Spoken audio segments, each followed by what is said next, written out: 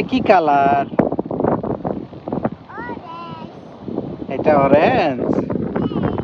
ঠিক আছে, এটা রাখে। তারপর এটা কি কালার? হ্যাঁ, এটা হলুদ কালার। আচ্ছা, ইয়েলো কালার কোনটা? হ্যাঁ, ইয়েলো হলুদ কালার।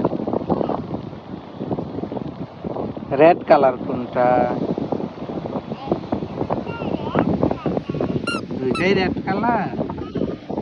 তাহলে ইয়েলো কালার কোনটা কোনটা? এই দুইটাই ইয়েলো কালার। আচ্ছা, তাহলে এইটা কি কালার? অরেঞ্জ অর্থ কি? এরকম করা যাবে?